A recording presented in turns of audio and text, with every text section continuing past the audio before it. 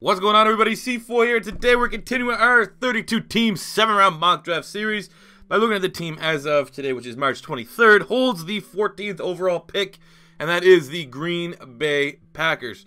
Now, before we jump into their draft, they have a lot of picks. I think they must have the most, I would say it must be between like them and like the Raiders for the team that has the most picks in the draft.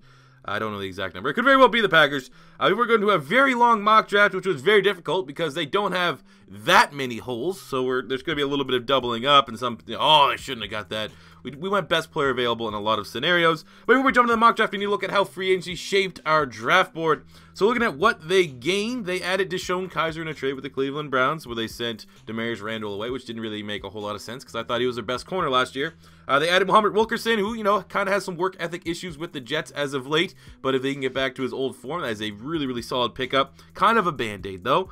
They brought in Shawn Williams, who is super, super old, but growed it out pretty well from Pro Football Focus last year for the Cardinals. Again, band-aid. And their big splash was adding Jimmy Graham, which is now the most prolific tight end that they've ever had, and given to Aaron Rodgers, which is very, very interesting. But looking at what they lost Jordy Nelson, which I think was a surprise cut to many. I still don't get the logic behind this. I feel like Randall, like in terms of similar contracts, Jordy Nelson and Randall Cobb had similar contracts. I feel like Randall Cobb would be the guy that should have been the odd man out, but that's just me. And they lost starting safety Morgan Burnett, but it's been looking like for a while they're trying to get younger back there in the secondary, which also we're going to try to help them do in this year's draft. I think Burnett signed with the Steelers just a couple days ago.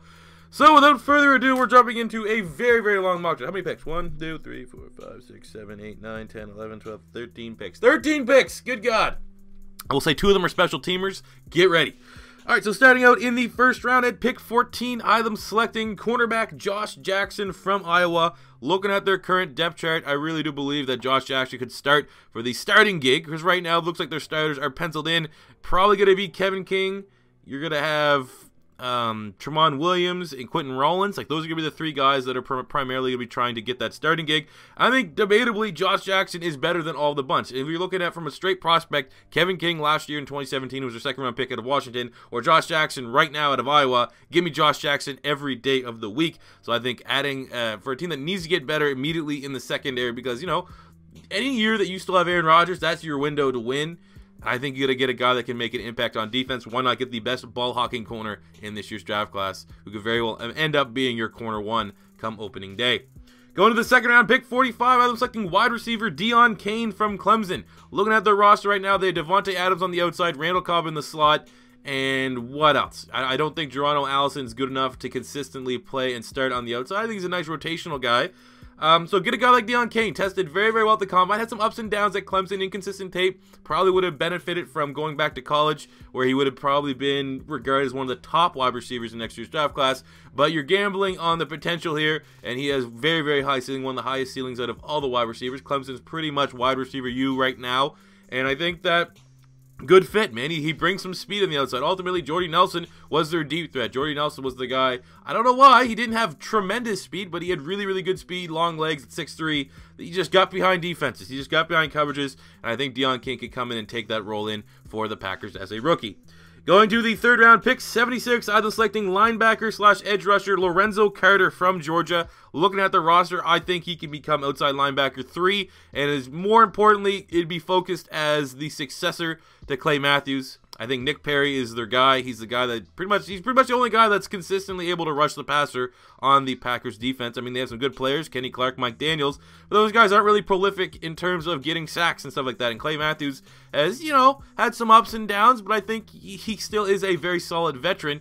But ultimately, Nick Perry is their go-to guy, and I think get a guy like Lorenzo Carter, who's just an athletic freak, not as ready as not as ready as Leonard Floyd on the Chicago Bears, but very similar players, very similar builds, come from the same school, and I think Lorenzo Carter ultimately could get a lot of rotational snaps in and eventually be the successor to Clay Matthews. Looking at their roster, they have Kyler Fackrell and Vince Beagle, both players that I do like, but I don't think those guys are ever going to be much more than rotational type players. So get a guy that definitely has the upside to be a double-digit sack getter if all goes right.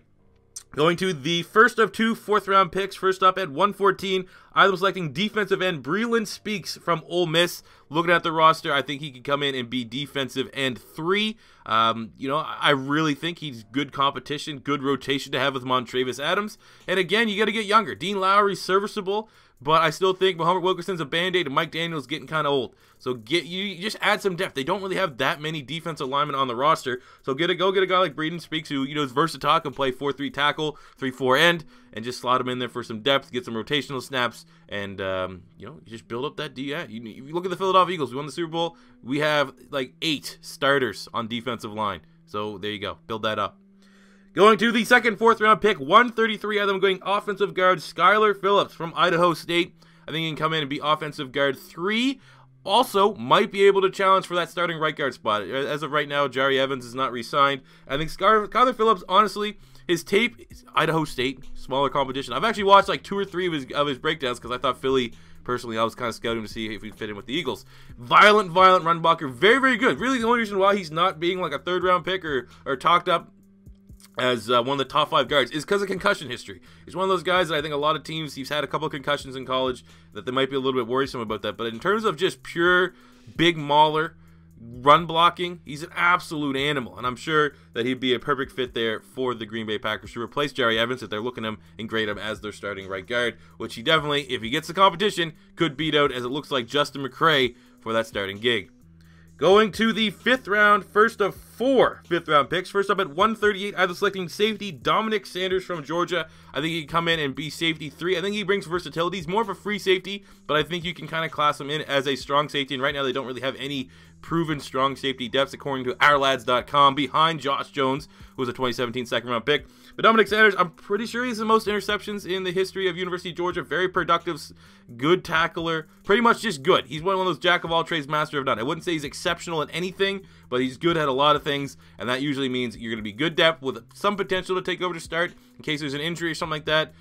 Mike Pettin might see him as a future starter. I'd really, really love this pick.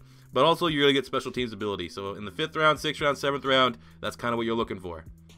Going to the second 5th round pick at 150, getting another edge rusher, Javon Roland Jones from Arkansas State. I think he comes in and can challenge with the Vince Beagles, with the Kyler Fackrells for some edge rushing snaps. Ultimately, you know, it was tough. I thought they might have, I was kind of look for maybe inside linebacker and interior linebacker to death behind Jake Matthews and Blake Martinez. But here, Javon Roland Jones has an incredibly high ceiling. He has an absurd amount of sacks. I don't know where he stands as like an all-time record, but he has unbelievable production, and I feel like he's just best player available in the 5th round. You can never have too many edge rushers, and when you're the Green Bay Packers and you have not been good at rushing the passer for a very long time, you need to get as many edge rushers. Not saying just waste picks and keep throwing at the wall and see what sticks, but I mean Lorenzo Carter and Javon Roland Jones both have incredibly high ceilings. It could be, you know, starters here in the NFL. Whereas Vince Beagle, Kyler Fackrell, can they be starters? Are they always going to be just good depth players? You know what I'm saying? You got to kind of make that evaluation. So here you're just going best player available. When you got this many draft picks, you got to double up. Going to the, because if not, you're literally going to draft one of every. You know, it doesn't make sense just to draft for the sake of drafting. You're best player available. Going to the last 5th round pick 172, either selecting cornerback Teron Johnson from Weber State. Nickel corner, really, really solid nickel corner, best nickel corner available here at the 5th round. Looking at their roster, who is their nickel? Quentin Rollins, maybe? That's it? That's probably like their only proven nickel guy, so come in and get some depth here. Also get a guy that can play on special teams, have a chance to crack at the 53. The last 5th round pick, 174. Either selecting offensive tackle Toby Weathersby from LSU. Very surprised he declared this year. I think if he went back to school at LSU one more year, probably could have got in the 2nd, 3rd round consideration. Really, really solid, really, really nice looking right tackle prospect. You know, blocked for Darius Geis, blocked for Leonard Fournette. And when you're looking at the Green Bay Packers, just more depth beyond Brian Bulaga. Seems like Bulaga has been struggling to stay healthy these last couple years. Kyle Murphy, is he really the next starting right tackle there? Get a guy with a very, very high upside so that if Brian Bulaga can start, you can kind of wait and see on Toby Weathersby. Maybe a practice squad stash if you're running low on depth chart, but I think ultimately he has potential to be a starting tackle in the NFL. Going to the 6th round pick, 186, either selecting punter J.K. Scott from Alabama, one of the best, probably the tie for second. There's just actually like a solid draft class for punters. You have the punter from Texas, the punter from Florida, and J.K. Scott from Alabama that are all definitely draftable punters.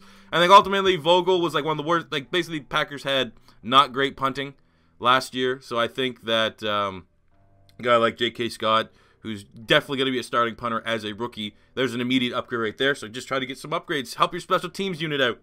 Going to the second 6th round pick, 207, I was selecting center Brian Allen from Michigan State. Looking at the roster, I think he'd come in and be center 2 behind Corey Linsley. There you go. Just more depth. More depth, guys that can land on the 53. That's pretty much what happened here when you have this many picks with the Green Bay Packers and they don't have that many immediate needs. This is pretty much where we're at here. I would say when we get done here, there's only maybe 1 or 2 spots that I wanted to try to address, but I wasn't going to overcome best player available, just reaching for a need. So there you go. You have Brian Allen getting depth at center. Going to the 7th round pick, 232. I was selecting long snapper Tanner Carew from Oregon. Come in and be long snapper 1. They don't really have a bona fide starting long snapper. Have a couple bodies there. Whereas Tanner Carew is regarded as the best long snapping prospect by a couple of scouts that they've seen at the combine ever. I remember actually just watching. He was like the Senior Bowl MVP. He made so many tackles on special teams. So when you get that kind of specialty from your long snapper, you get that added bonus that he's a tackle, he's an animal, he likes to look for hits. There you go. So we're showing love here with the Packers. I'm sure a lot of Packer fans are going to be excited to see me say they're drafting a punter and long snapper. But right there, they get debatably 2 of the top 3 special teams players in the draft. And then finish up the draft in the 7th round. I'm selecting at 239 running back Josh Adams from Notre Dame. I think he'd come in and be running back 3. It sounds like there might be moving Ty Montgomery out of the running back spot and trying to roll with Aaron Jones. You get Jamal Williams, but Aaron Jones had some off the field issues. Everyone knows he's my second son. And you know, let's be real. I still don't think they feel like they have their franchise running back on the roster. I feel like they have a couple nice guys, kind of like they're falling into like the Seattle Seahawks, if you will, where they had Thomas Rawls, Chris Carson, McKissick, Eddie Lake, like just had a bunch of guys, but they didn't have the guy. Guy like Josh Adams in the 7th round still was sitting here, had a little bit of Heisman hype at some point last year in the college football season. Bigger back, kind of built like Jamal Williams a little bit. I just feel like why not? Why not see what he can do? Might be a good fit. More so, you know, probably will end up on a practice squad or something like that. But ultimately, I don't think he's too far off of a prospect. If you're comparing him straight up his college career with Aaron Jones at UTEP or Jamal Williams at BYU, you know, his body of work, his tape looks pretty much in that same ballpark. So we definitely would add more competition to the running back spot because now they got him a tight end. You got Aaron. You kind of took away Jordan Nelson, but you got Aaron Rodgers a tight end. Now try and find him a running back. And I feel like in the 7th round, you're not going to get a better Hail Mary, if you will. Aaron Rodgers, see what I did there? Then selecting a guy like Josh Adams. So there you go, guys. That is my Packers mock draft. Ultimately, I would have tried to like it. This is a very, very weak draft class for a nose tackle. I would have liked to try to bring in a nose tackle depth or Kenny Clark. There just wasn't really anyone available. And like I said, inside linebacker, we weren't going to reach.